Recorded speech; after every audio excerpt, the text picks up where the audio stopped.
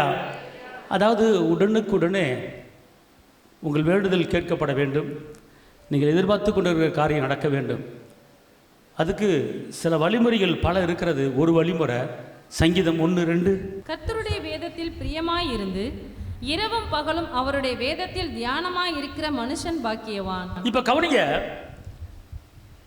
கர்த்தர் உங்களை பார்த்து சொல்றாரு, என்னை பார்த்து சொல்றாரு, நீங்க எல்லாம் பாக்கியவான். எல்லாம் பக்கத்து ஆளை சொல்லி, நீ பாக்கியவான், நீ பாக்கியவதி, நீ பாக்கியவான். நீங்க சொல்லுங்க, பாக்கியவான், நீங்க பாக்கியவான், நீ பாக்கியவதி. உனக்கு என்ன கவலை? நீ பாக்கியவதி. நல்ல 3 நேரம் சாப்பிட்ற, விதவிதமாக ட்ரெஸ்ஸு போடுற, நல்லா உன் வீட்டுக்காரர் வச்சுக்கிறாரு, நீ பாக்கியவதிமா. பாக்கியவதினா சகல பரிபூரணமும் அதுக்குள்ள அடங்கியிருக்கு. சொல்கிறத கேட்டிருக்கலாம், நீ உனக்கு என்னப்பா பாக்கியவதி, உனக்கு எல்லாமே இருக்குது, உன் வீட்டுக்காரர் நல்லா வச்சுருக்கிறான், இங்கிட்டு உன் பொண்டாட்டி நல்லா வச்சுக்கிறா, உன் நல்ல பிள்ளைங்க நல்லா படிக்குதுங்க அப்படின்னு சொல்கிறாங்க. அதுக்கு பேர் என்னது? பாக்கியவதினா. பாக்கியவான்னா குறையில்லாத வாழ்க்கை தான் பாக்கியவான். குறையில்லாத வாழ்க்கை தான் பாக்கியவான். அப்போ இந்த மாதிரி ஒரு பாக்கியமான ஒரு வாழ்க்கை நீங்களும் நானும் வாழணும். அதுக்கு அவர் என்ன சொல்கிறாரு? இரவும் பகலும் வேதத்தில் தியானமாக இருக்கிற மனுஷன் யாரு? அப்படின்னா தியானத்துக்கும் ஜபத்துக்கும் சம்பந்தம் இல்லை, தியானத்துக்கும் துதிக்கும் சம்பந்தம் இல்லை, தியானத்துக்கும் ஆராதனைக்கும் சம்பந்தம் இல்லை. ஆராதனை மூலமாக வெற்றி கிடைக்குது, துதி மூலமாக வெற்றி கிடைக்குது, ஜபத்து மூலமாக வெற்றி கிடைக்குது. ஆனால் உடனுக்குடன் நீங்கள் ஜபத்துக்கு பதிலை பெற்றுக்கொள்ள வேண்டும். உடனுக்குடன் இன்னைக்கு கேட்டால் நாளைக்கு கிடைக்கணும். அதுக்கு ஒரு வழி என்னன்னு கேட்டிங்கன்னா, வேதத்தில் தியானமாக இருக்கிற மனுஷன் பாக்கியவான். அவர் என்ன சொல்கிறாரு? நீ பாக்கியவானா பாக்கியவதியாக வாழ்வதற்கு நீ என்ன செய்யணும்? தியானம் பண்ணு அப்படிங்கிறார். என்ன செய்கிறாரு? தியானம் பண்ணு. அப்போ தியானம் என்றால் என்ன நீங்கள் கேட்கலாம். தியானம் என்றால் என்ன அப்படின்னா, ஒரு காரியத்தை இங்கே கொண்டு வந்து இங்கே யோசிக்கிறது, சிந்திக்கிறது தியானம். அல்லேலூயா. அப்போ இன்னைக்கு ஜெபிக்கிறோம், துதிக்கிறோம், ஆராதிக்கிறோம், பதில் வராமல் இருக்குது. ஆனால் பதில் வருவதற்கு நீங்கள் கொஞ்சம் தியானம் பண்ணி பாருங்கள், தியானம் பண்ணுங்க. இப்போ தியானம்னா என்ன அப்படின்னு கேட்கலாம். இப்போ ஒரு காரியத்தை இங்கே கொண்டு வந்து சேர்க்குறீங்க தெரியுமா? இப்போ ஒன்றும் கிடையாது, செல்லு இருக்குது. செல்லை நீங்கள் என்ன செய்றீங்க? நோண்டாமல் இருக்க முடியாது. எப்படியா கை அங்கே என்ன செஞ்சிடும்? போயிடும். போகும்போது அந்த ஷார்ட் ஷாப்புன்னு சொல்லி ஒரு இது இருக்குது. அப்படி ஒவ்வொன்றா பார்த்துட்டே போவோமா போக மாட்டோமா? பார்த்துட்டே இருப்பீங்க. அதில் வந்து அழகான வாக்குத்தத்த வசனங்கள் வருகிறது, அழகான நம்பிக்கையான வார்த்தைகள் வருகிறது, அழகான துதிப்பாடல்கள், ஒரு சின்ன சாங் வருகிறது, எல்லாம் வருது. அப்படியே ஒன்றா பார்க்குறீங்க, நல்லா இருக்கு, நல்லா இருக்கு, நல்லா இருக்கு அப்படிங்க. அது முடிஞ்ச அடுத்து ஒன்று வருது. அடுத்து என்ன வருது? ஒரு சண்டை வருது. அந்த சண்டை போன பிற்பாடு அடுத்து ஒரு ஒர்ஷிப்பு வருது. அந்த ஒர்ஷிப்பு போன பிற்பாடு அடுத்து ஒரு வல்கரையான ஒரு வார்த்தை வருது. அந்த வார்த்தை வந்த பிற்பாடு சமாதான காரணர் நீங்க தானே அப்படின்னு ஒருத்தர் பாடுறாரு. அப்புறமேட்டு கொஞ்ச நேரத்தில் வருது டபுள் மீனிங்கில் ஒரு வார்த்தை வருது. டபுள் மீனிங்கில் ஒரு வார்த்தை வருது. எப்படி? இதுவும் வருது, அதுவும் வருது, அதுவும் வருது, இது வருது. இது ஒவ்வொன்றா பார்க்குறீங்க. பார்க்கும்போது இது அப்படியே இங்கே என்ன செய்யும்? ஸ்டோர் ஆகிடும். என்ன செய்யறோம்? சாப்பிட்டு பார்க்கும்போது எல்லாமே வசனமாக வருமா? எல்லாமே துதியாக வருமா? எல்லாமே ஆராதனை வருமா? ஊடால பிசாசு ஏதாவது ஒன்று கோர்ப்பானா கோர்க்க மாட்டானா? அதை நான் பார்க்க மாட்டேன் அப்படின்னு சொல்லுவீங்களா? பார்த்து தான் ஆகணும். அப்போ என்ன ஆகுதுன்னு கேட்டிங்கன்னா, அதை பார்த்து இங்கே கொண்டு வந்து வைக்கும் போது அது உங்களுக்குள்ள ஸ்டோர் ஆகிடுது, உங்களுக்குள்ள தங்கிடுது. தங்கும் போது ரெண்டாவது அதை பார்த்து ஏன் இப்படி வருது, ஏன் இப்படி செய்யுது அப்படி யோசிக்கிறீங்க தெரியுமா? அடுத்து இந்த காரியத்தை நீங்கள் யோசிக்கிறீங்க தெரியுமா? யோசிக்கும் போது நீங்கள் உங்கள் மைண்டில் தியானம் பண்ணுறீங்க. அப்போ அப்படி தியானம் பண்ணும்போது நடக்கிற காரியம் என்ன அப்படின்னு கேட்டிங்கன்னா, உங்களுக்கு ஒரு விருத்தி உண்டாகுது, ஜெயம் உண்டாகுது. இப்போ இந்த மனதுக்குள்ளே, இந்த ஆத்மாக்குள்ளே எதை சிந்திக்கணும், எதை நினைக்கணும், எதை யோசிக்கணும், எதை தியானம் பண்ணணும். அதாவது ஒரு தவறான காரியங்களை யோசித்தீங்கன்னா தவறான தியானம் பண்ணுறீங்கன்னு அர்த்தம். ஒரு வெற்றியான காரியத்தை யோசிக்கிறீங்கன்னா வெற்றியை தியானம் பண்ணுறீங்கன்னு அர்த்தம். ஒரு சமாதானமான காரியத்தை நீங்கள் யோசித்தீங்கன்னா அது சமாதானத்தை தியானம் பண்ணுறீங்கன்னு அர்த்தம். ஒரு ஜெயமான காரியத்தை நீங்கள் யோசித்தீங்கன்னா ஜெயமான காரியத்தை தியானம் பண்ணுறீங்கன்னு அர்த்தம். அப்போ உங்கள் மனதில் எதை சிந்தித்து எதை யோசித்து நீங்கள் பேசுகிறீங்களோ நினைக்கிறீங்களோ அதுக்கு பேர் தான் தியானம். நினச்சி பார்த்தாலே தியானம் தான். அப்போ இங்கே வேதம் சொல்லுகிறது இரவும் பகலும் வேதத்தில் தியானம் இருந்தால் நீ வந்து ஒன்றுமில்லாத குப்பையா தருத்திரமா ஒரு ஒன்றுமில்லாத யூஸ்லெஸ்ஸாக இருக்கலாம். ஆனால் நீ தேவனுடைய வார்த்தையை நீ தியானம் பண்ணும்போது உன் வாழ்க்கை பாக்கியமான வாழ்க்கையாக, விடுதலையான வாழ்க்கையாக, உயர்வான வாழ்க்கையாக, சந்தோஷமான வாழ்க்கையாக மாறும். தியானம் போது என்ன வரும்? துக்கம் போய் சந்தோஷம் வந்துடும். இப்போ மாலை வேலையில் என்ன பண்ணுவார்? ஈசாக்கு தியானம் பண்ணுவார். அவர் வந்து ஒரு துக்கத்தில் இருந்தார். எந்த துக்கத்தில் இருந்தார்னா, பெத்த தாயை இழந்த ஒரு துக்கத்தில் இருந்தார். ஆனால் மாலை வேலையில் தியானம் பண்ணுறாரு. தியானம் பண்ணும்போது அந்த தியானம் எதை கொண்டு வருது அப்படின்னு கேட்டிங்கன்னா, ஆதியாகமம் 24:63 ஈசாக்கு சாயங்கால வேளையிலே தியானம் பண்ண வெளியிலே போயிருந்து தன் கண்களை ஏறெடுத்து பார்த்தபோது ஒட்டகங்கள் வர கண்டான்.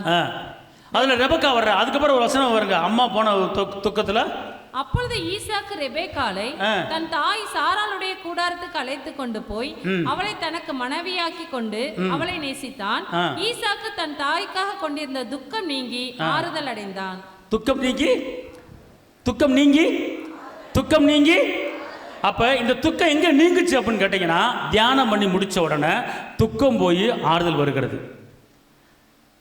எனக்குன்னு ஒரு ஆள் கிடையாது. எங்கள் அம்மா இருந்தாங்க, பாதுகாத்தாங்க, சாப்பாடு கொடுத்தாங்க, காலை சாயங்காலம் டீ போட்டு கொடுத்தாங்க, சாப்பிட்டியான்னு கேட்பாங்க, எங்கே போனேன்னு கேட்பாங்க, என்னை பராமரிக்க எங்கள் அம்மா இருந்தாங்க, என் தேவைகளை சந்திக்க எங்கள் அம்மா இருந்தாங்க. நான் இனிமேல் என்ன செய்ய போகிறேன் ஆண்டவரே அப்படின்னு சொல்லிட்டு அங்கலாய்ப்பில் போய் தியானம் பண்ணுறாரு. கர்த்தர் என்ன பண்ணுறாரு? இனிமே உங்கள் அம்மா செஞ்சதை காட்டிலும் உனக்கு வரப்போகிற மனைவி உன்னை கவனித்து பராமரிக்கிறதுக்கு வரப்போகிறா, கவலைப்படாத. அதெல்லாம் கர்த்தர் சொல்கிறாரு, உன் துக்கம் நீங்கி ஆறுதல் அடைந்தான். அப்போ இன்னைக்கு உங்கள் வாழ்க்கையில் ஒரு ஆறுதல் வேண்டுமா, ஒரு சமாதானம் வேண்டுமா, என்ன செய்யணும் அப்படின்னு கேட்டிங்கன்னா, தியானம் பண்ண வேண்டும். என்ன செய்யணும்? அதான் வசன வாசி வெளிப்படுத்தல் 1:3.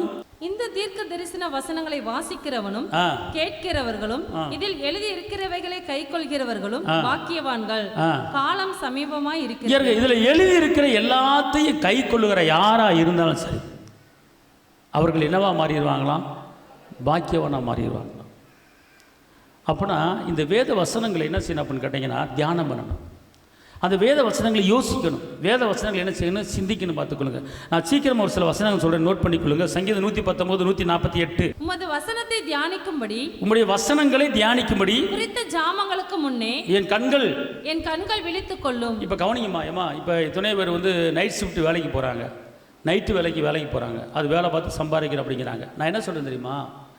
உங்களுக்கு ஒரு காரியத்தை நீங்கள் சாதிக்கணும், ஒரு காரியத்தை பெற்றுக்கொள்ளணும், ஒரு காரியம் உங்கள் தேவைகள் சந்திக்கப்படும் அப்படின்னு கேட்டால், நீங்கள் வந்து என்ன செய்யணும் அப்படின்னு கேட்டிங்கன்னா, குறித்த ஜாமத்துக்கு என்ன செய்யணும்? எந்திரிக்கணும்.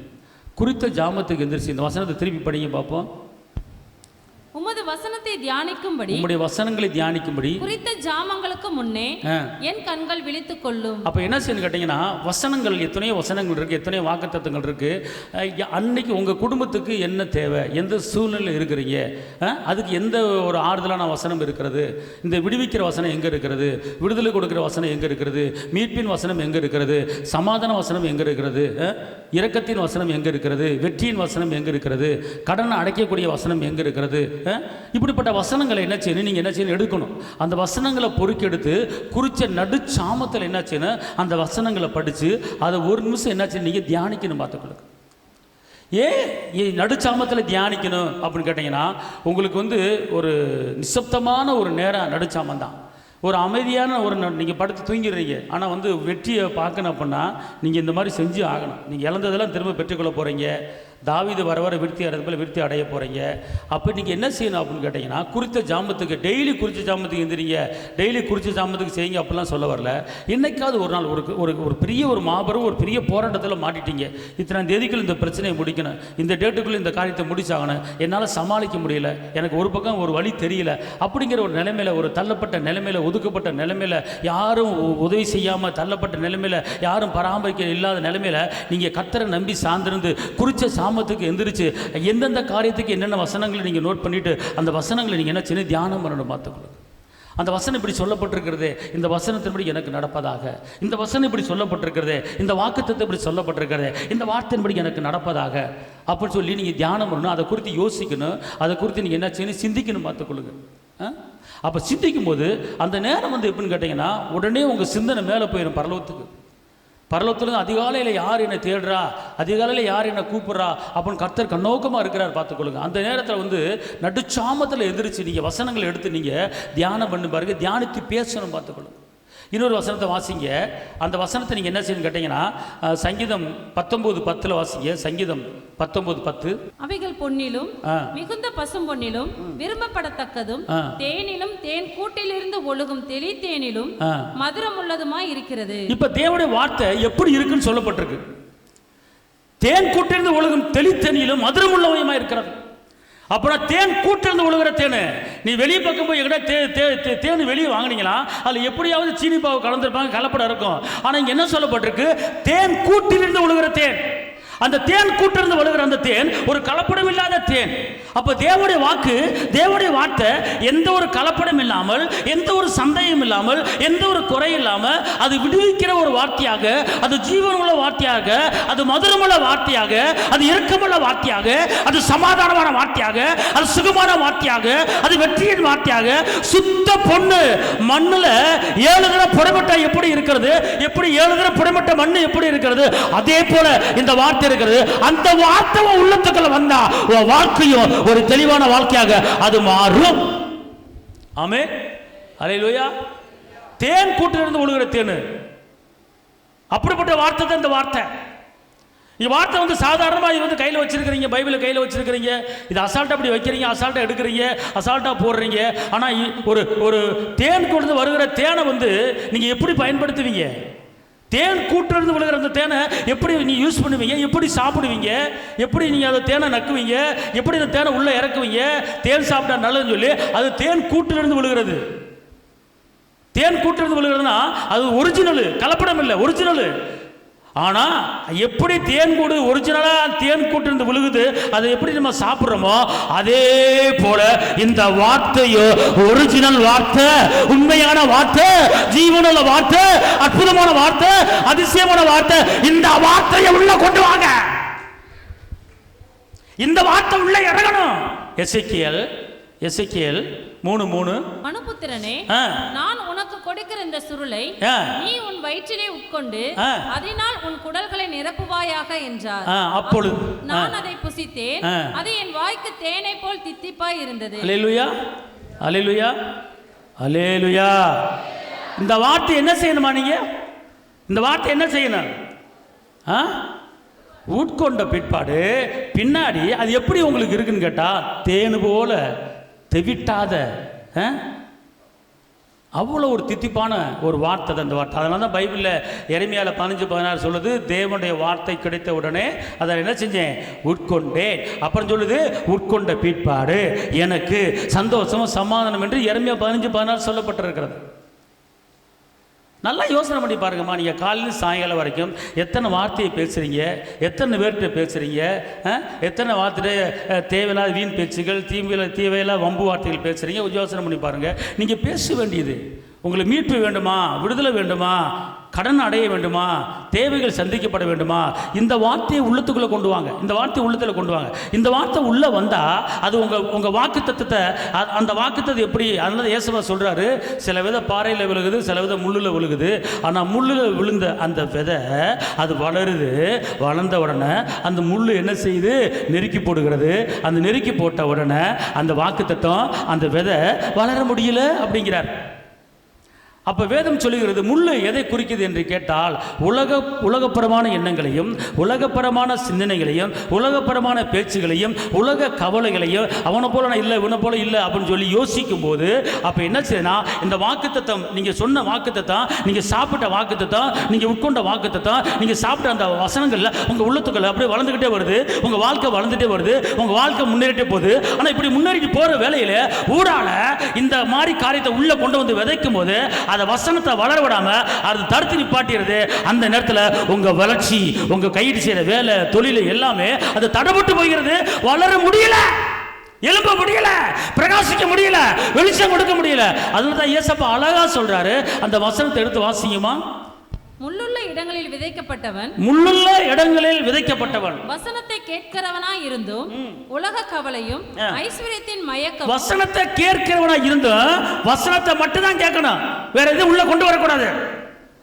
இந்த ஆவியில், இந்த ஆத்துமால, இந்த சரீரத்தில் தேவனுடைய வார்த்தை மட்டும் தான் விதைக்கணும், தேவனுடைய வார்த்தை மட்டும் தான் தியானிக்கணும், தேவனுடைய வார்த்தை மட்டும் தான் பேசணும், தேவனுடைய வார்த்தை மட்டும் தான் யோசிக்கணும். ஆனால் மற்ற காரியங்களை உள்ள கொண்டு வரும்போது, அதை கொண்டு வந்து உள்ள பேசும்போது வளராது, வார்த்தை வளராது, வாக்குத்தத்தம் வளராது, குடும்பம் வளராது, கைது செய்யற வேலை வளராது, தொழில் வளராது, பிசினஸ் வளராது.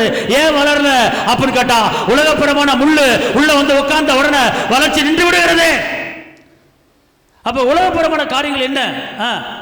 உலக கவலையும் அவனை போல இல்லை, இவனை போல இல்லை, அவன் நல்லா இருக்கான், இவன் நல்லா இருக்கான், நான் முன்னேற முடியல, என்ன செய்ய தெரியலையே, 5 பவுன் நகை போட்டிருக்கான், 10 பவுன் நகை போட்டிருக்கான், நான் சம்பாதிக்க முடியலையே, நான் நகை திருப்ப முடியலையே, என்ன செய்ய ஒரே குழப்பமா இருக்கு அப்படின்னு கவலையை கொண்டு வந்தீங்கன்னா அடுத்து என்ன போட்டிருக்கு? ஐஸ்வர்யத்தின் மயக்கம். அவனை போல நான் செல்வ சீமானா இல்லையே, நான் என்ன செய்யட்டும் அப்படின்னு சொல்லி வேதனைப்பட்டு, கவலைப்பட்டு, ஒடுக்கப்பட்டு, நீ நிந்திக்கப்பட்டு, பல விதமான உலகப்பரமான எண்ணங்களை, உலகப்பரமான ஆசைங்களை, உலகப்பரமான இச்சைகளை நீ கொண்டு வந்து உள்ள நினைச்சு சிந்திக்கும் போது, அதை நினைச்சு கொண்டு வந்து தியானிக்கும் போது, இந்த வாக்குத்தத்தங்கள், இந்த வாக்குத்தத்த வசனங்கள் அது வளர்ந்து வந்துகிட்டு இருக்கு. பூ பூக்குது, காய் காய்ச்சி கனி கொடுக்கிற நேரம் பார்த்து உலகத்தை கொண்டு வந்து உள்ள உட்கார வச்சுட்டனோ, அது என்ன செய்யுது?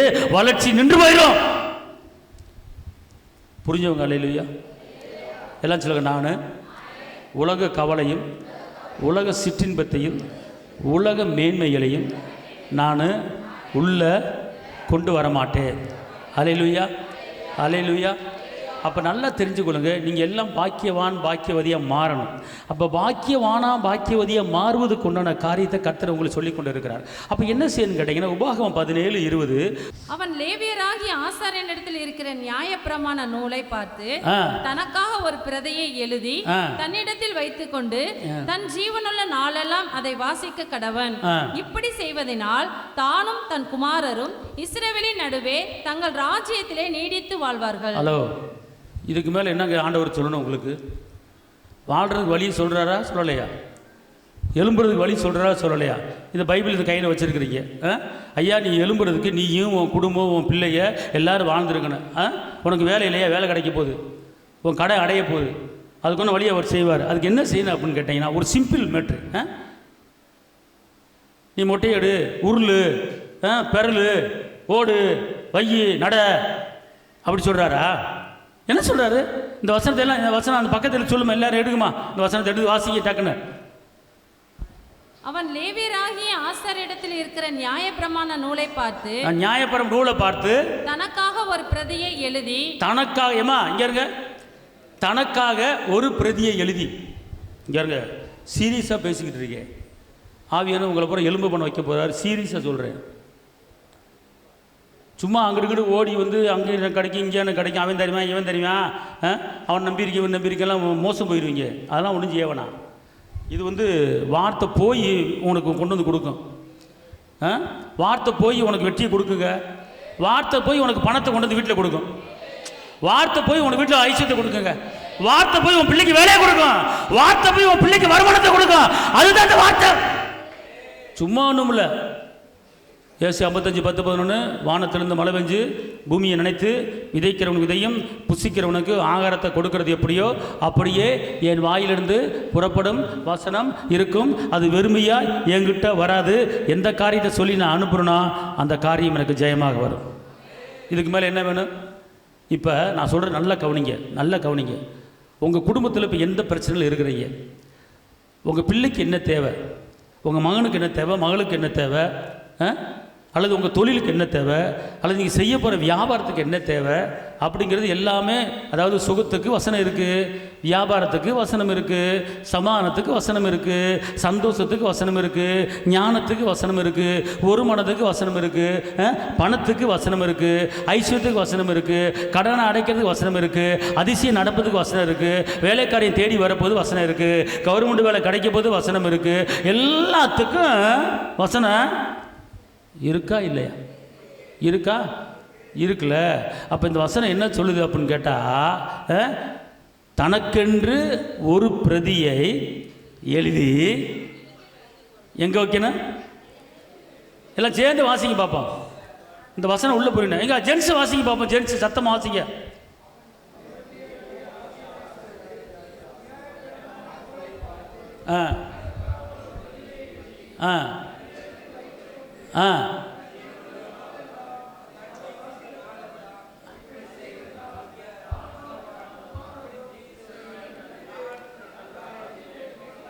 இந்த வசனத்தை நோட் பண்ணுங்கம்மா, தயவுசெய்து சொல்கிறேன். நான் இதை நீங்கள் ஃபாலோ பண்ணிட்டீங்கன்னா உங்களுக்கு இந்த வருஷம் முடிவதுக்குள்ளே நீங்கள் சீமானா வாழ போகிறீங்க, சீமாட்டியாக வாழ போகிறீங்க.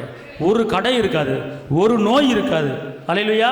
இப்போ வாசிக்கும் அந்த வசனத்தை உள்ளே இறக்குங்க, உள்ளே கொண்டு வந்து நல்லா குத்தி குத்தி இறக்குங்க வசனத்தை.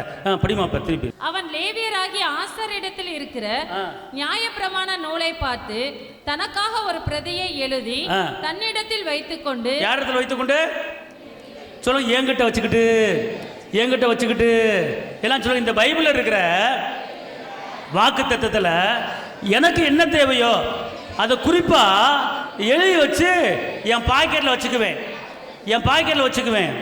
அப்புறம் தன் ஜீவனுள்ள நாளெல்லாம் அதை வாசிக்க கடவன். அதை எதை வாசிக்கணுமா? வாசிக்க கடவன். நீங்க வாசிக்கிறனால, அறிக்கை பண்றதுனால என்ன வருது தெரியுமா? இப்படி செய்யறனால தானும் நீங்களும் தன் குமாரரும் உங்க பிள்ளைகளும் இஸ்ரவேலின் நடுவிலே தங்கள் ராஜ்யத்திலே நீடித்து வாழ்வார்கள். ராஜ்யத்தில் எப்படி வாழ்வீங்களா? நீடித்து வாழ்வீங்க. அலையில அப்புறம் என்ன அர்த்தம்? நோயே இருக்காது. நீடித்து வாழ்வீங்க என்ன அர்த்தம்? எந்த பிரச்சனையும் இருக்காது. இது செய்யறதுக்கு கஷ்டமா? முடியுமா? முடியாது. முடியுமா? முடியும். அப்போ ஒவ்வொருத்தருக்கும் ஒவ்வொரு தேவை இருக்கும். ஆமாவா இல்லையா? சரி, ஒருத்தர் வீடு கட்டணும்னு விரும்புகிறீங்க. ஒருத்தர் என்ன செய்றீங்க? வீடு கட்ட விரும்புகிறீங்க. எனக்கு சொந்த வீடு இல்லை அப்படிங்கிறீங்க. அப்போ வீடு சம்மந்தப்பட்ட வார்த்தையை எழுதி அதில் உங்கள் பேரை கோர்த்து, கர்த்தர் வீட்டை கட்டல கட்டுள்ள பேராசை வருதா, கர்த்தர் எனக்கு இந்த வருஷத்துக்குள்ளே ஒரு பெரிய வீடு கொடுக்க போகிறாரு அப்படின்னு சொல்லி இப்படி வீடுங்கிற வசனத்தை பூரா பொறுக்கி எழுதி, நான் அப்படி அந்த வசனம் வேணால் சொல்லுங்கள், நான் உங்களுக்கு தரேன், ரெடி பண்ணி தரேன். வசனம் எழுதி அதை டெய்லி வாசி, இது எனக்கு உண்டாவதாக, இந்த வசனத்தை எனக்கு நடப்பதாக அப்படின்னு சொன்னீங்கன்னா கண்டிப்பாக இந்த வருஷம் முடிவதுக்குள்ளே ஒரு விசாலமான ஒரு வீடை கர்த்தர் உங்களுக்கு கொடுத்துருவார். சரி, கடனை அடையணும், கையில் மிச்சம் இருக்கணும். அப்படின்னா அதுக்குண்டான வார்த்தைகளை எழுதி, சொல்றது புரியலன்னு நினைக்கிறேன். புரியுதா? இப்போ ஒவ்வொருத்தருக்கும் ஒரு ஒரு காரியம் தேவைப்படுதா இல்லையா? ஆமாம் சொல்லுங்கள். பிள்ளைய காரியம், பிள்ளைய திருமண காரியம், பிள்ளைய படிப்பு காரியம். இப்போ பிள்ளைய படிப்பு காரியம் அப்புறம் என்ன அர்த்தம்? ஞானம். பிள்ளை நல்ல ஞானமாக இருக்கணும். அப்போ ஞானத்துக்குண்டான வார்த்தையை எழுதி பிள்ளையை பைக்குள்ள வச்சுக்கிட்டு என்ன செய்யணும்? அதை டெய்லி அப்படி வாசிக்கும் போது கர்த்தர் சொல்கிறாருங்க, தேனிலிட்ட பணியாரம் போல் இருக்கிற அந்த வார்த்தை நீங்கள் இந்த பூமியில் எவ்வளோ நாளைக்கு உயிரோடு இருக்கீங்களோ ஒரு குறையும் உங்களுக்கு வராது. கைதட்டாப்பா கம்மை செலுத்துங்க. இதை நீங்கள் இந்த காதில் வாங்கிக்கிட்டு தயவுசெய்து விட்டு போயிடாதீங்கம்மா. இந்த காதில் வாங்கி இந்த காதில் விட்டு போயிடாதீங்க. ஃபாலோ பண்ணுங்கள். இதுதான் தியானம் பண்ணுறது. இந்த வசனத்தை பேசி தியானம் பண்ணும்போது அது உங்களுக்கு என்ன செய்யும்? நடக்கும். பார்த்து இன்னொரு வசனம் வாசிங்க. அப்போஸ்தலர் 17:10-11. உடனே சகோதரர் ஆகத்திரி காலத்திலே பவுலையும் சீலாவையும் பெரேயா பட்டணத்துக்கு அனுப்பிவிட்டார்கள். அவர்கள் அங்கே சேர்ந்து யூதருடைய ஜெப ஆலயத்திற்கு போனார்கள்.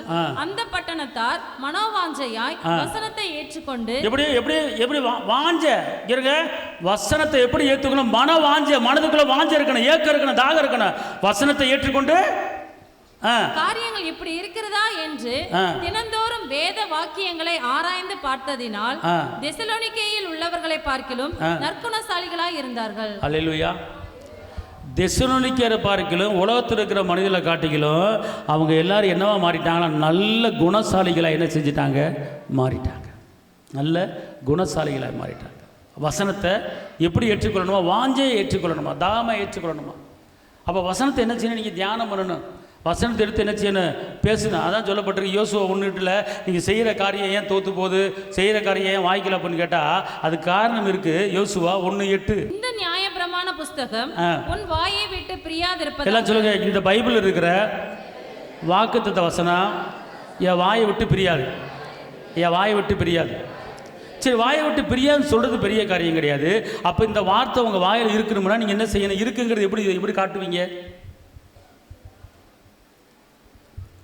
எப்படி காட்டுவீங்க? வாய் விட்டு பிரியும். இப்போ காலையிலேருந்து சாயங்காலம் வரைக்கும் எப்படி ஒரு 25 வசனமாவது உங்கள் வாயில் வந்துடணும். அல்லேலூயா, அல்லேலூயா. இப்போ எங்கள் வீட்டுக்குள்ளே வந்தீங்கன்னா ஒரு வசனம் பெருசாக எழுதி போட்டிருப்பேன். ஜீவன் உள்ள நாளெல்லாம் நன்மையும் கிருபையும் தொடரும். எப்போனாலும் டெய்லி கண்ணு அந்த வசனத்து மேலே போயிடும். வசனம் கண்ணு மேலே போனோன்னே அப்போ உயிருள்ள 4 பூரா நன்மை தான் தொடரணும், கிருபை தான் தொடரும் அப்படிங்கிற ஒரு தியானம் பண்ணக்கூடிய யோசிக்கக்கூடிய ஒரு சூழல் வருது. சரிங்களா? அப்போ சில வீடுகளில் சில ரூம்புகளை வாலிபர்கள் பார்த்தா சண்டை போடுறது, குஸ்தி சண்டை போடுறது படத்தை ஒட்டி வச்சுருப்பாங்க. பாக்ஸிங் சண்டை போடுறது ஒட்டி வச்சுருப்பாங்க. சில உலகப்புறம் லேடிஸ் பார்த்தா சரி அழகாக அந்த பட்டு சேலை கட்டி நிற்கிற மாதிரி, அப்படி நிற்கிற மாதிரி, போஸ் கொடுக்குற மாதிரி நிற்க வச்சுருப்பாங்க. அப்போ நீங்கள் டெய்லி அதை பார்த்தீங்கன்னா அதே மாதிரி உங்கள் வீட்டுக்குள்ள நடந்துடும். சண்டை போடுறது, குஸ்தி போடுறது, கராத்தே, இதெல்லாம் படத்தை வீட்டுக்குள்ள ஒட்டி வச்சிங்கன்னா உங்கள் வீட்டுக்குள்ள டெய்லி கராத்தே நடக்கும். புருஷன் பொண்டாட்டிக்கு, புருஷன் ஒரு அடி அடிக்க, பொண்டாட்டி ஒரு அடி அடிக்க. ஏன்னா உன் கண்ணு எங்கே போகுது? சண்டையை பார்க்குது, பிரச்சனையை பார்க்குது. நீ அதை தான் தியானம் பண்ணுற. அப்போ எதை தியானம் பண்ணுறீங்களோ அது உங்கள் வீட்டுக்கு வரும். அதனால் வாக்கு தத்தங்களை குறித்து நீங்கள் என்ன செய்யுங்க, பேசுங்க. ஒரு வசனத்தை வாசிங்க. யோபு 37:14. யோபே இதற்கு செவி கொடும், தரித்து நின்று தேவனுடைய ஆச்சரியமான கிரியைகளை தியானித்து பாரும். யோபுக்கு சொல்றாரு, ஆச்சரியமான கிரியைகள் என்ன செய்யணும்? ஆச்சரியமான காரியம் உலகத்தில் இருக்கா, பைபிளில் இருக்கா? அதிசயமான காரியம் உலகத்தில் இருக்கா, பைபிளில் இருக்கா? அப்போ பைபிளில் இருக்கிற வார்த்தையை நீங்கள் என்ன செய்யணும்? தியானித்து பேசணும். ஒரு வசனம் இருக்குங்க, 1 நாளாகமம் 16:9. 1 நாளாகமம் 16:9. அவரை பாடி யாரை பாட?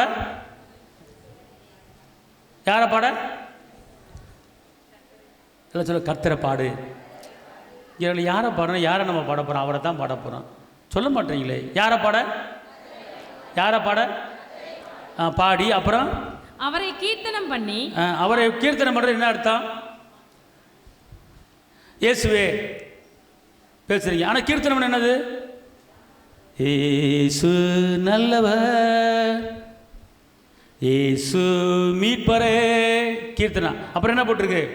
அவருடைய அதிசயங்களை எல்லாம் தியானித்து பேசுங்கள். அவருடைய அதிசயங்களை என்ன செய்யணுமா? தியானித்து. எதை பேசணும்? எல்லாம் சொல்ல, நானே இன்னிலிருந்து ஊரு கதை, உலக கதை, வந்த கதை, போன கதை, சண்டை, பிரச்சனை, அவன் ஓடி போயிட்டான், இவன் ஓடி போயிட்டான், அவன் வந்தான், இவன் வந்தான், அவன் அங்கே போனா, அவன் இங்கே வந்தான், அவன் அந்த சேலை கட்டிருக்க, இந்த சேலை கட்டியிருக்கா, டெய்லி ஒவ்வொன்றா போட்டு வர்றா அப்படின்னு சொல்லி நான் வீட்டில் சொல்லி சொல்லி தியானித்து பேச மாட்டேன். எதை தியானித்து பேசணும்? அதிசயங்களை. ஏன் உங்க வாழ்க்கையில் அதிசயம் நடக்கல அப்படின்னு கேட்டா, இந்த வேதத்தில் இருக்கிற அதிசயத்தை நீங்க பேசல, அதிசயம் நடக்கல. அதிசயம் உங்க வீட்டில் நடக்கணும்னா அதிசயத்தை பேசுங்க, அற்புதங்களை பேசுங்க, வெற்றியை பேசுங்க, விடுதலையை நீங்க தியானிச்சு தியானிச்சு தியானிச்சு நினைச்சு நினைச்சு யோசனை பண்ணி நீங்க பேசுனீங்கன்னா அது அப்படியே உங்களுக்கு என்ன செய்ய நடக்கும். நீங்க உடனே ஒரே வாரத்தில் பாக்கியவதிகளாய் நீங்க என்ன செஞ்சிடலாம், மாறல. இங்க இருங்க, நான் சொல்றேன் கேளுங்க. 2026 இருந்த வண்ணமா நீங்க இருக்க போறது இல்லை. இந்த இப்போ சம்பாதிக்கிற இந்த சம்பாதித்தில் கடைசி வரைக்கும் இருக்க போறது இல்லை. விருத்தி உண்டாக போகுது, உயர்வு உண்டாக போகுது, ஜெயம் உண்டாக போகுது. உன் பிள்ளை வெளியே புறப்பட்டு போய் கொளுத்த கன்றுகளை போல வளர போகுது. நீ செய்கிற காரியம் வாய்க்கோ. ஈசாக்கு விதவிதத்து 100 மடங்கு அறுவடையை பார்த்தாருங்க. ஈசாக்கு ஏன் இப்படி வெற்றி வந்துச்சு தெரியுமா? பஞ்ச காலத்திலே அறுவடை. அவர் தோத்து போல எந்த ஒரு தொழிலையும், எந்த ஒரு பிசினஸ்லையும், எந்த ஒரு விவசாயத்திலையும், எந்த கிணறு தோன்ற காரியத்திலையும் தோத்து போனதே இல்லை. வெயில் காலமாக இருந்தாலும் கிணறு தோண்டா தண்ணி வரும். அதை வேதம் சொல்லுகிறது. மழை தாழ்ச்சியான வருஷத்துல அவர் தப்பாமல் கனி கொடுத்தாருன்னா அவர் தியான புருஷன். தியானிப்பாரு, வேத வசனங்களை தியானிப்பாரு, தியானித்து பேசுவாரு. எப்படி பேசணுமா? வசனங்களை விரிவாக்கம் பண்ணி, அற்புதங்களை விரிவாக்கம் பண்ணி, அதிசயங்களை விரிவாக்கம் பண்ணி நீங்க வீட்டில் பேசணும். எல்லாம் தெரியும். ஆமென் சொல்லுங்க. அல்லேலூயா. எங்க எல்லாரும் ஒவ்வொரு அதிசயத்தை சொல்லுவோம் சத்தமா. பைபிள் படிச்சீங்கன்னா அதிசயத்தை நீங்க பேசுவீங்க. ஏதோ ஒரு அதிசயம் சொல்லுங்க பார்ப்போம். இன்றைக்கு தெரியுமே. Very good. காணவ கழுத்தில் பச்சை ரசம் மாத்தினார். அதிசயம். ஏங்க பேசுறா எப்படி அதிசயம் நடக்கும்? திறந்து பேசுறதா அதிசயம் நடக்கும். மஞ்சள் அதிசயம் நடக்காது. அற்புதம் நடக்கணுமா? ஏன் பிரச்சனை மாறல? ஏன் கஷ்டம் மாறல? ஏன் இருந்தவனமா இருக்கிறீங்க? அவர் சொல்றாரு, உனக்கு அதிசயம் நடக்கணும்னா, உன் குடும்பத்தில் அற்புதம் நடக்கணும், அதிசயங்களை தியானித்து பேசிப்பாரு, உனக்கு அதிசயத்தை நான் செய்வேன் அப்படின்னு கர்த்தர் சொல்றாரு. அப்புறம் பேச ஊரு கதை, உலக கதை, வந்த கதை, அவன் அங்க போனா இங்க போனா விரிவாக்கம் பண்ணி 1 2 4 8 திருச்சு பேசுறோம்ல. அதனால உனக்கு பிரச்சனையும் பாடுகளும் கஷ்டங்களும் சஞ்சங்களும் தவிர்தான் வரும், வெற்றி கிடைக்காது. ஆனால் இந்த வார்த்தையை, இந்த அதிசயமான வார்த்தையை நீ விவரிச்சு பேசிப்பாரு, உன் குடும்பத்துல அதிசயம் நடக்கவையா நடக்கவையா நடக்கவையா. டக்கு டக்குன்னு அதிசயத்தை ஒரு எத்தனை அதிசயம் பைபிள் இருக்கு, ஒவ்வொன்றா சொன்னா டக்குன்னு டப்பு டப்பு டப்பு டப்புன்னு வெடி வெடிச்ச மாதிரி வெடிக்க கூடாது, வெடிக்கணும் டப்பு டப்பு டப்புன்னு வெடிக்கணும். கனவு கழித 10 லட்சமா மாத்தினாரு, 5 பேர் பிறகு பண்ணாரு, செத்த பிறகு உயிரை எழுப்பினாரு, 12 சென்ம உயிரை எழுப்பினாரு, மீன் வாயில பணத்தை வர வச்சாரு, என்னைய உற்பத்தி பண்ணி கர்நாடக உதவிச்சாரு. அப்புறம் டபட வாயை திறந்தா வரணும்ல, வெட்டிக்கணும்ல, சட்டா சட்டா சட்ட வெட்டிக்கணும்ல, மத்தன் இருந்தோம்னா எனக்கு எப்படி அதிசயம் நடக்கும்? இது இங்க வரணும், இங்க வரணும், இங்க வந்தா வெளியே வரான். சட்டியில் இருந்தா தான் அகப்பையில் வரும், இங்க இருந்தா தான் இங்க வரும். ஆனால் அந்த கதையை கேளு, இந்த கதையை கேளு, உடனே வந்துடும், உடனே வந்துடும். எப்படி வருதுனே தெரியாது, டக்குன்னு வந்துடும். அவளை பற்றி தெரியும், இவளை பற்றி தெரியும், அவனை பற்றி தெரியும், இவனை பற்றி தெரியும், இவன் எப்படி ஆளும் எனக்கு தெரியும், அதெல்லாம் வந்துடும். ஆனால் அது வந்தால் உனக்கு வாழ்க்கையில் மீட்பு கிடையாது, விடுதலை கிடையாது, சமாதானம் கிடையாது, உயர்வு கிடையாது. ஆனால் இது உள்ள நீ அப்படியே நிறைச்சி வச்சிருந்தேனா, நிறைச்சி வச்சுட்டு அப்படி வாயில் எடுத்து எடுத்து விட்டீங்கன்னா உங்கள் வீடு தேடி அற்புதம் தேடி காற்று வராது, மழையும் வராது, உன் பள்ளம் நிரம்பும். ஆமே. ஜென்ஸில் ஒரு ஆள் சொல்லு டக்குன்னு, பின்னாடி ஒரு சவுண்டை கொடுத்த வேணான்னு இருக்குன்னு கேட்குறேன். நான் என்ன நினைக்கிறேன், இப்போ நீங்களாம் பைபிளை படித்து உள்ளே வைக்கலன்னு நினைக்கிறேன். வச்சிருந்தீங்கன்னு வந்திருக்கும்ல. எங்க எத்தனை அற்புதம் இருக்குங்க. வார வாரம் செய்தி கேட்குறீங்க, இல்லை யூடியூப்பில் பார்க்குறீங்க, பார்த்துப்புட்டு அடுத்த ஷார்ட்டில் இன்னும் டபுள் மீனிங்க பார்த்துடுறீங்க. இது அழிஞ்சு போயிடும். நானே சரி இதை படிங்க, இதை தியானம் பண்ணுங்க, இதை யோசிங்க, இதை பாருங்க. அதுக்கெல்லாம் இங்கே ஒரு ஷார்ட்டு பார்க்குறது, படுத்துக்கிட்டே பார்க்குறாங்க, படுத்துக்கிட்டே அப்படி ஷார்ட்டை பார்த்தோன்னா அப்படியே பார்த்துக்கிட்டே தூக்கிட்டே எவ்வளோ நேரம் பார்த்தான்னு தெரியாது. பஸ்ஸில் போகும்போது பார்க்குறாங்க, ஒன்றும் இல்லை. இங்கேருந்து மதுரையிலேருந்து சென்னைக்கு நீங்கள் வந்து பஸ்ஸில் டிக்கெட் எடுத்து போய் பாருங்கள், போய் பார்த்துட்டு பின்னாடி சீட்டை டிக்கெட் எடுத்து உட்காருங்க, உட்காந்துட்டு ஒரு 12 மணிக்கு பிரயாணம் பண்ணி 12 மணிக்கு எந்திரிச்சு நின்று இப்படி இந்த பக்கம் பாருங்கள், அந்த பக்கம் பாருங்கள், எல்லார் கையிலையும் செயலில் சொல்லு இருக்கும், எல்லோரும் பார்த்துக்கிட்டே இருப்பாங்க. அதில் 1-2 டிக்கெட் தான் தூங்கும், மற்ற எல்லாமே என்ன செய்வாங்க, அப்படியே பார்த்துக்கிட்டே இருப்பாங்க. நான் ஒரு நாள் டெஸ்ட் பண்ணேன், யார் என்னென்ன பார்க்குறாங்க. ஒரு ஆள் செய்தி பார்த்தார், ஒரு ஆள் ஒரு சினிமா படம் பார்த்தார், ஒரு ஆள் வந்து இந்த வல்கரையை பார்த்தார், ஒரு ஆள் வந்து ஜோக்கு பார்த்தார். இப்படி ஒவ்வொருத்தராக ஒரு கேட்டகரியில் பார்த்துட்டு இருக்காங்க. எல்லா கையிலையும் செல்லு இருக்குது. முதியெல்லாம் பஸ்ஸில் வந்து டிவி இருக்கும், டைம் பாஸ்க்கு டிவியை போடுவாங்க. இப்போ எந்த பஸ்ஸிலும் டிவி கிடையாது, டிவி கையிலேயே வந்துருச்சுல்ல. அப்போ இதை தான் தியானிச்சுட்டு போகிறாங்க.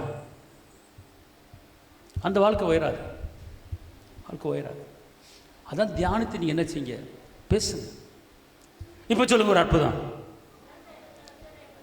என்னம்மா, உலர்ந்த எலும்பு உயிரே பண்ணார், என் வாழ்க்கையில் எந்தெந்த காரியம் உணர்ந்து போயிருக்கிறதோ கர்த்தர் உயிரே போகிறாரு அப்படின்னு சொல்லி தியானம் பண்ணி பாருங்கள், சிந்திச்சு பாருங்கள், உணர்ந்து போன அத்தனை உயிர் வந்துடும். ஆமென். இப்போ நீங்கள் சொல்லலைன்னா அப்புறம் எப்படி நீங்கள் தியானத்தை பேசுவீங்கம்மா? ஒன்றுமே எனக்கு புரிய மாட்டேங்குது. அப்போ நான் வாரம் வாரம் இப்படிலாம் நீங்கள் பார்க்குறீங்க, இப்போ எப்படி வீட்டில் எப்படி இருக்கிறீங்க, எங்கே போகிறீங்க, எங்கே வர்றீங்கன்னு ஒன்றும் புரியல. ஐயோ என் பிள்ளை எப்படி இருக்குங்களே, ஐயோ வர்றது வந்துடுறீங்களா, வர்றது வந்துடுறீங்களா?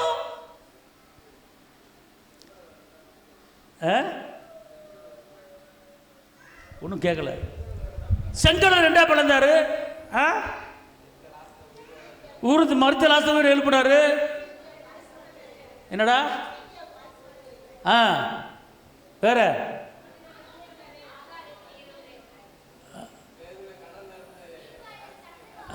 அப்பா போதும்ல சாமிகளா, கையா தட்டாப்பா. ஏன் தெரியுமா இப்படி கேட்குறேன்? நான் வந்து நம்ம வந்து உங்களை நடத்துகிற விதம், ஏன்னா எனக்கு வந்து 2 அடி இருக்குது. மேலே போனோன்னே எனக்கு அடிப்பார், என்னடா சொல்லி கொடுத்த நீ, உனக்கு இவ்வளோ வார்த்தை கொடுத்துரு, என்ன சொல்லி கொடுத்த, என்ன வளர்த்துருக்க, அவன் கஷ்டப்பட்டுக்கிட்டு இருக்கான், வேதனைப்பட்டுக்கிட்டு இருக்கான், நரகத்துக்கு போயிட்டு இருக்கான், என்னத்தை கற்றுக் கொடுத்த. அப்போ நாளைக்கு எனக்கு அடியை சாட்டி எடுத்து விழுப்பாரப்பா. நான் சாட்டி அடி வாங்காமல் இருக்கணும்னா நான் சொல்கிறது இல்லை, அடி வாங்கி சாகட்டா போனேன் இருங்க கம்முன்னு. என்னை சாக வைக்கிற ஆசைப்படுறீங்களா நீங்கள்? பர்வத்தில் போய் நியாய தீர்ப்பில் என்னை வந்து சாட்டை அடிக்க வைக்கிறது அப்படின்னு ஆசைப்பட்டா நீங்கள் வந்து சும்மா எனக்குனா இருங்கப்பா, ஒன்றுமில்ல. இல்லை நான் வந்து ஏசப்பா பக்கத்தில் உட்காந்து ஆண்டவரேன்னு சொல்லி வணங்குறது துதிக்கிறதுக்கு நான் போகணும்னு நினச்சா நீங்கள் சொல்கிறத கேளுங்க. ஏன்னா நான் உனக்கு இப்போ கணக்கு கேட்பார். மனுஷன் பேசி வீணான வார்த்தைகளுக்கு கணக்கு கேட்பார். நீங்கள் எனக்கு ஆண்டு இருந்தீங்கன்னா நான் எப்படி நீங்கள் அதாவது சாட்சி எழுமணும். இந்த மாதம் எனக்கு இது வந்துச்சு, இந்த மாதம் கிடச்சிச்சு, ஆண்டவரை பார்த்தேன், இயேசுவை பார்த்தேன், பேசினாரு, நான் எழும்ப போகிறேன், பிரகாசி, அப்படி ஏதாவது ஒன்று சொல்லணும். அப்போ எல்லாமே எல்லாம் இதுக்குள்ளே தான் அடங்கியிருக்கு, வசனத்தில் தான் அடங்கியிருக்கு. என் பிள்ளைக்கு நல்ல மார்க் வாங்கிருச்சு, என் பிள்ளைக்கு நல்ல வேலை கிடைச்சிருச்சு, என் பிள்ளை நல்லா இருக்கு, நான் தொழிலில் முன்னேற போறேன், இன்னொரு மில்லை கட்ட போறேன், இன்னொரு வீடை கட்ட போறேன் அப்படின்னா நீங்க முன்னேறீங்கன்னு அர்த்தம். அப்ப இதை வந்து உள்ள கொண்டு வந்து இறக்கி இறக்கி நீங்க தியானம் பண்ணீங்கன்னா ஆட்டோமேட்டிக்கா முன்னேறிடுவீங்க. ஈசாக்கு எப்படி முன்னேறினாரு? தியானம் பண்ணார், வசனத்தை உள்ள இறக்கினார், அற்புதங்கள் உள்ள என்ன செய்யணும் கொண்டு போகும்போது நடக்கும்போது அதை குறித்து நீங்க என்ன செய்யுங்க, பேசுங்க, பார்த்துங்க. வாசிங்க, இன்னொரு வசனத்தை நீங்க வாசிங்க. சங்கீதம் 39:3. என் இருதயம் எனக்குள்ளே அனல் கொண்டது, நான் தியானிக்கையில் அக்கினி மூண்டது, அப்பொழுது என் நாவினால் விண்ணப்பம் செய்தேன். இப்ப கவனிங்க, சடன்லி ஒரு ஜெபம், சாதாரணமா ஜெபிக்கிற ஜெபத்துக்கும் துதிச்சு ஜெபிக்கிற ஜெபத்துக்கும் ஆராதித்து ஜெபிக்கிற ஜெபத்துக்கும் அந்த ஜெபத்தை காட்டிலும் இந்த ஜெபத்துல இமிடியேட்டா அற்புதம். எப்படி? ஒரே அற்புதம். எப்படி அதுக்கு என்ன செய்யணும் பாத்தீங்க? வாசிக்க திருப்பி. என் இருதயம் எனக்குள்ளே அனல் கொண்டது. உங்க இருதயம் எப்படி இருக்கணுமா? தீ பற்றி எழுமணும் உங்க இருதயம். அப்புறம் நான் தியானிக்கையில் அக்கினி மூண்டது, நான் தியானிக்கையில் அக்கினி மூண்டது, அப்பொழுது என் நாவினால் விண்ணப்பம் செய்தேன். அப்பொழுது நான் என் நாவில் என்ன செய்றேன்? விண்ணப்பம் செய்தேன். எப்ப விண்ணப்பம் செய்யணுமா? நீங்க தியானித்து பேசிட்டு உங்க தேவைகளை கேட்கணும். சாதாரண கேட்கக்கூடாது, நீங்கள் தியானம் பண்ணணும், வேத வசனங்களை படிக்கணும். படிச்சுட்டு அந்த தியானம் படிக்கும்போது உங்கள் உள்ளத்துக்குள்ள ஒரு வித தெளிவு, ஒரு வித மீட்பு, ஒரு வித விடுதலை, ஒரு வித அபிஷேகம் அப்படி வரும்போது டக்குன்னு என்ன செஞ்சிருங்க, ஆண்டவரே எனக்கு இது தேவை, இந்த பிரச்சனை முடியும்னு கேட்டுறணும். அப்படி கேட்கும். இன்னொரு வசனத்தை வாசிங்களேன். சங்கீதம் 105:2. அவரை பாடி அவரை கீர்த்தனம் பண்ணுங்கள், அவருடைய அதிசயங்களை எல்லாம் தியானித்து பேசுங்கள். எப்படி பேசணுமா? எல்லாம் சொல்லுங்க. நானு இனிமே ஏசப்பா செய்த அதிசயங்களை தியானம் பண்ணி பேசுவேன், வேற எதையுமே பேச மாட்டேன். இப்போ ஒரே ஒரு காரியத்தை நான் சொல்லி முடிக்கிறேன். அதாவது நீங்கள் செய்கிற காரியம் வாய்க்கணும், தொழில் வாய்க்கணும், வியாபாரம் வாய்க்கணும், வேலை வாய்க்கணும். அதுக்கு ஒன்றுமே கிடையாது. ஒரே ஒரு வசனம், யோசுவா 1:8 வாசிங்க. இந்த நியாயப்பிரமாண புஸ்தகம் உன் வாயை விட்டு பிரியாதிருப்பதாக. அடுத்து, இதில் எழுதியிருக்கிறவைகளின் படியெல்லாம் நீ செய்ய கவனமாய் இருக்கும்படி இரவும் பகலும் அதை தியானித்துக் கொண்டிருப்பாயாக. இரவும் பகலும் என்ன செய்ய? சரி, அப்புறம் அப்பொழுது நீ உன் வழியை வாய்க்க பண்ணுவாய். எப்பொழுது தியானிக்கும் போது சிந்திக்கும் போது யோசிக்கும் போது உன் வழி என்ன செய்யும்? இங்க எத்தனையோ வழி. ஒரு வியாபாரத்தை ஆரம்பிக்கிறீங்க, அது ஒரு வழி. ஒரு தொழில் ஆரம்பிக்கிறீங்க, அது ஒரு வழி. ஒரு வேலைக்கு போறீங்க, வேலை கிடைக்குமா கிடைக்காதா, அந்த வழியில் போறீங்க. உங்க வழி பூரா தோத்து போற வழியா இருக்கு, ஜெயிக்க முடியல. அப்போ கர்த்தர் சொல்றாரு, உன் வழிகள் வாய்க்க பண்ண வேண்டும் என்றால் நீ என்ன செய்யணும்? தியானம் பண்ணு, அப்பொழுது உன் வழி வாய்க்க பண்ணுவாய். அப்புறம் இன்னொரு காரியம் சொல்றாரு, நீ வந்து ரொம்ப அறிவா மாறிடுவேங்கிறார். எப்படி மாறுவா? அறிவாய். புத்திமானா என்ன செஞ்சிருவாய்? புத்திமானாயும் நடந்து கூட. இங்க இருங்க, செய்கிற காரியம் வாய்க்கணும். ஓகே, எல்லாம் சொல்லுங்க. செய்கிற காரியம் வாய்க்கணும். எனக்கு ஞானமும் அறிவும் வரணும். இது வர்றதுக்கு நான் தியானம் பண்ணி முறையிடுவேன். இதை செய்ய போகிற இன்னையிலேருந்து. இங்கே இருங்களேன், பைபிள் வந்து ஒரு 25 அதிகாரம் 30 அதிகாரம் படப்படம்னு வாசித்து போகிறத காட்டிலும் நறுக்கா டெய்லி ஒரு அதிகாரத்தை எடுங்க. குறிப்பாக அந்த அற்புதங்கள் நடந்த அதிகாரத்தை, இப்போ உங்களுக்கு என்ன தேவையோ அந்த காரியத்துக்கு அந்த அதிகாரத்தை எடுங்க. அந்த அதிகாரத்தை எடுத்து நல்லா தர்வாக நிறுத்தி நிதானமாக மனப்பாடம் பண்ணி ஒப்பிக்கணுமே அப்படின்னா இல்லாமல் நிறுத்தி நிதானமாக அப்படியே படிங்க. படிச்சுவிட்டு என்ன செய்ய, இப்போ வந்து படிக்கும்போது அதை நீங்கள் கேட்கலாம் பாட்டை. இப்போ வந்து நீதிமொழிகள் 2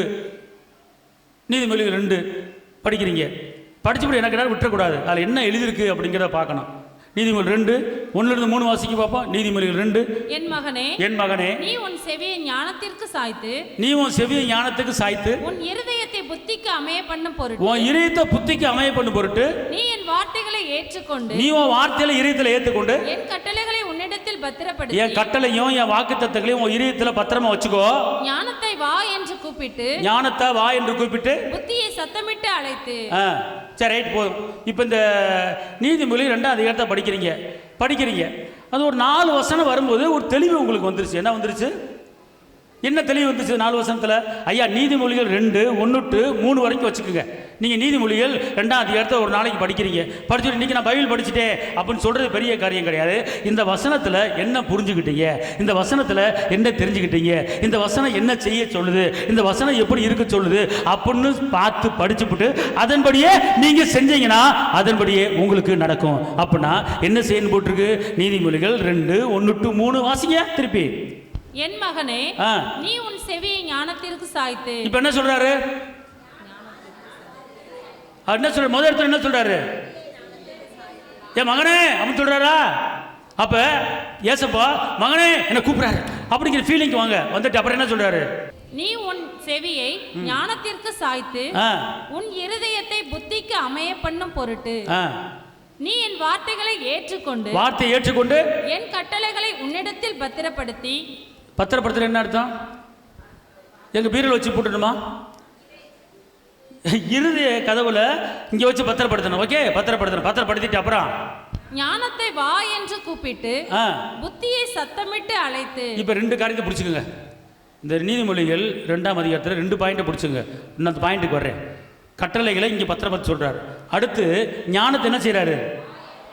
புத்திய ஞானத்தை வான்னு கூப்பிடணும். புத்தி எப்படி கூப்பிடணுமா? புரிஞ்சா? பைபிள் படித்தா புரியுதா புரியலையா? அப்போ என்ன செய்யணும்? நீங்கள் இதை படிச்சிட்டீங்க, இன்னைக்கு நியூஸ் 2 படிச்சிட்டீங்க. அப்போ என்ன செய்யணும்? நீங்கள்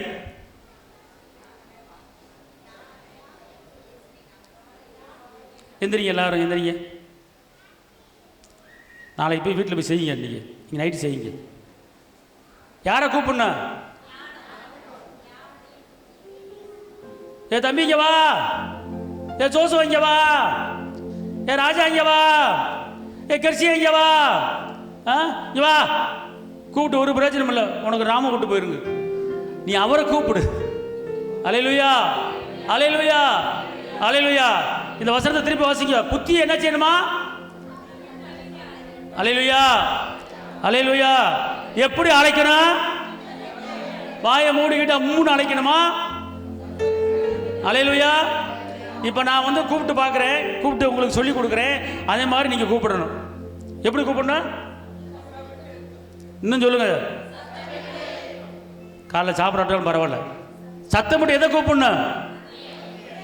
புத்தி. அல்லேலூயா. ஞானம் வந்தா போதும், எல்லாம் உங்களுக்கு வந்துடும். சாலமோன் ஞானத்தை கட்டாரு, ஞானத்தோடு கூட என்ன வந்துச்சு? அப்புறம் ஞானத்தை கூப்பிட்டு ஐஸ்வர்யம் பின்னாடி வருமா வராதா? வராது. அல்லேலூயா, அல்லேலூயா, அல்லேலூயா. கூப்பிடுங்க எல்லாம். வா வா வா. ஏ ஞானமே, ஏ புத்தியே, வா வா எனக்குள்ள வா. ஏ சமாதானமே வா. ஏ அன்பே ஏ வா. ஏ இரக்கமே வா. ஏ ஐஸ்வர்யமே வா. எங்க அப்பா படைச்ச பொண்ணு பொருளே வா. எங்க அப்பா படைச்ச பொண்ணு பொருளே. பூமி அவர் காரணத்தால் நிரம்பி இருக்கிறது.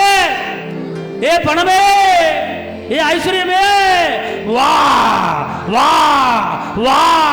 ஏ புத்தியே வா. ஞானமே வா. வந்துரு வந்துரு, எங்கேயும் போகாத, வந்துரு வந்துரு. அல்லேலூயா, அல்லேலூயா, அல்லேலூயா, அல்லேலூயா. எதை கூப்பிடணும் அதை மட்டும் கூப்பிடு. எனக்கு தலைவலிக்குது, கூப்பிட்டாத. அவனை ஒண்ணும்லாம் விட மாட்டேன், கூப்பிட்டாத. அவனை பழி வாங்க போறேன், கூப்பிட்டாத. அவன் கூட பேச மாட்டேன், கூப்பிட்டாத. அவன் வீட்டு வாசப்படி மிதிக்க மாட்டேன், கூப்பிட்டாத. வந்துடும். எதை நீ கூப்பிடுறாயோ அதை வந்துடும். அல்லேலூயா. இப்போ நான் கூப்பிடுறது வரும் பாருங்க. அல்லேலூயா, அல்லேலூயா, அல்லேலூயா. ஏ ரூவா வா வா வா வா. வந்துருச்சா? அதே போல நீ கூப்பிட்டு பாரு, உனக்கு வரும். அல்லேலூயா, அல்லேலூயா, அல்லேலூயா, அப்போ அதே போல் இந்த பிள்ளைகளாம் வருதா? ஏன் இது மட்டும் வருது? எப்போ வந்துடுறியே? கூப்பிட்டனா? அட பாவமே, நான் கூப்பிட்டாலும் வந்துருச்சான். அல்லேலூயா. நீ ஏன் வரல? நீங்களாம் ஏன் வரல? கூப்பிடலையா? அப்போ நில்லு. இதே போல தான் உன் குடும்பத்தில், உன் வாழ்க்கையில் என்ன இருக்க நீ கூப்பிடு. அல்லேலூயா சொல்லுங்க. அல்லேலூயா, அல்லேலூயா. டே ஆரோனே, வா, வந்துரு வந்துரு வந்துரு வந்துரு, வந்துட்டியா வந்துட்டியா வந்துட்டியா வந்துட்டியா வந்துட்டியா. அப்போ அதே போல அவங்க கூட நான் பேச மாட்டேன், வந்துருவியான். அதனால கூப்பிடுறத இப்போ கூப்பிடு. உங்க வீட்டுக்காரை பார்த்து கூப்பிடு. யாருக்கு வீட்டுக்காரர் இருக்கா? ஹஸ்பண்ட் யார் இருக்கா? ஹஸ்பண்ட் யாராருக்கு இருக்கா? கையை தூக்கு. அல்லேலூயா. ஏ தங்கமே, பாரு பேச மாட்டாங்க. எவ்வளவு வஞ்சகம் வச்சிருக்கா பாரு. கவனிச்சுக்க. உன் வீட்டுக்காரங்க பேச மாட்டேங்கிறியா? என் தங்கம் சொன்னா குறைஞ்ச போயிருவீங்க. ஏ தங்கமே, கூற மாட்டாங்க. பார்த்துக்கப்பா, உன் மேலே எவ்வளோ பாசம் இருக்குன்னு. இப்போ இருந்து தெரியுது அவங்கள நீங்க யாருன்னு கேட்டா, அப்படி இப்படியா வீட்டுக்காரு கூப்பிட வேண்டிய தங்கமே தங்கமே தேரமடை. நீங்களா கூப்பிடுங்கய்யா, பார்ப்போம் உங்களை பார்ப்போம். அல்லேலூயா. பா, நீங்க நல்லவங்க, நீங்க கூப்பிட்டுருவீங்க. ஏன் செல்லமே, ஏன் ராசாத்தி, ஏன் அழகு ரதியே, வா வா, அடவுச்ச நகை போட திருப்பி தர, வா ஓட்ட, வா நகை போட கொடுக்க போற, வா. பத்தியா கூப்பிடுறாங்க, பத்தியா. அப்ப நீங்க ஏதோ வீட்டுக்கார மேல ஒரு கசப்பையும் ஒரு வெறுப்பையும் வச்சுக்கிட்டு இருக்கிறனால தான் நீங்க கூப்பிட மாட்டீங்க. அதெல்லாம் தூக்கி போட்டுருங்க தாயே. பழவையில் ஒளிஞ்சு போன எல்லாம் போய் தானே. அல்லேலூயா. உங்க வீட்டுக்கார பார்த்தா கூப்பிடுது. என்கிட்ட ஒரு பக்கம் பார்த்து கூப்பிடியா வீட்டுக்கார கண்ணு நினைச்சுக்க. அந்த ஆள் தங்கமா மாறிவார், உனக்கு ராசாவா மாறிவார். என் தங்கமே, ஏ ராசா, ஏ செல்லமே, அழகு கருப்பு அழகா. தேர மாட்டேங்க நீங்க. செஞ்சு, அதாவது செய்களை காட்டாத நடக்கும். நான் உங்களுக்கு தேர மாட்டேன். என்ன செய்யட்டும்? இதுக்கு மேலே எப்படி உங்களுக்கு நான் கற்றுக் கொடுக்கறது? இதுக்கு மேலே எப்படி கற்றுக் கொடுக்கறது? அப்படி பேசி பாருங்க, கூப்பிடுங்க. நீங்கள் அன்பை கூப்பிட்டீங்கன்னா அன்பு தான் வரும். உங்களை சமானமாக கூப்பிட்டீங்க சமாதானம் தான் வரும். அல்லேலூயா. நீங்கள் வந்து அவன் சரியில்லை கூப்பிடுறீங்க, இவன் சரியில்லை கூப்பிடுறீங்க, இந்த ஆளை வச்சு பெரிய தலைவலியாக இருக்குது கூப்பிடுறீங்க, இந்த ஆளை வச்சு நான் வாழ்க்கை நடத்த முடியாது கூப்பிடுறீங்க. அதெல்லாம் தயவுசெய்து கூப்பிடாது. கூப்பிடுறத நான் சொல்லித்தரேன் எப்படி கூப்பிடணும்னு. அன்பே, சமாதான காரணரே, வெற்றி வேந்தனே, விடுதலை நாயகரே, உங்கள் அன்பு, உங்கள் இரக்கம், உங்கள் தயவு என் குடும்பத்துக்கு வா. ஞானமே வா. ஐஸ்வர்யத்தையும் சம்பாதிக்க உண்டான பலனை கொடுப்பேன் சொன்னீங்களே, இந்த வாக்குத்தத்தம் என் குடும்பத்தில் வருவதாக. வா வா வா. ஞானமே வா வா. புத்தியே வா. இதுக்கு பேர் தான் தியானம். இப்போ நீதிமன்றம் 2ஆம் அதிகாரத்தை படிக்கிறீங்க, படித்தபடி எனக்கு மூடி வச்சு போயிடாதீங்க. அதில் என்ன சொல்லியிருக்கு? புத்தி என்ன செய்யணும், ஞானத்தை என்ன செய்யணும்? கூப்பிட்டீங்கன்னா வந்துடும். நீ கூடாமல் இருக்கீங்க, அதான் வரல. புரியுதா? அதனால இன்னிலேருந்து ஒரு காரியத்தை பைபிள் படிக்கிறீங்களா, அந்த பைபிள் சம்பவம் என்ன இருக்குது. இப்போ வந்து வனாந்தரத்தில் 5:52 மணி பிறகு பண்ண மீச்சு 12 கூட எடுத்தார். அதை படித்து விட்டு விட்டுறாதீங்க. அதை படித்து ஒரு நிமிஷம் அப்படியே தியானம் பண்ணுங்க, அதை யோசிங்க. இதே மாதிரி அற்புதம் என் கூடையில் நிரம்பணும், நான் மிச்சம் எடுக்கணும், 12 டெபாசிட்டை நிரம்பணும் அப்படின்னு ஒரு ஃபீல் பண்ணுங்க, நினைங்க, யோசிங்க, நடந்துடும். ஆமென். அல்லேலூயா, அல்லேலூயா. சந்தோஷமா தியானம் பண்ணுவீங்களா? சந்தோஷமாயிருங்க, எப்பொழுதும் சந்தோஷமாயிருங்க. அம்மா சந்தோஷமாயிருங்க, எப்பொழுதும் சந்தோஷமாயிருங்க. என்னதான் நேர்ந்தாலும் சோர்ந்து போகாதீங்க, என்னதான் நேர்ந்தாலும் சோர்ந்து போகாதீங்க. நம்மளை கரம் பிடிச்ச தேவன் நம்மோடு இருப்பதா, சந்தோஷமா இருங்க. நம்மளை கரம் பிடிச்ச தேவன் நம்மோடு இருப்பதா, சந்தோஷமா இருங்க. சந்தோஷமா இருங்க, எப்பொழுதும் சந்தோஷமா இருங்க. அம்மா அம்மா சந்தோஷம்.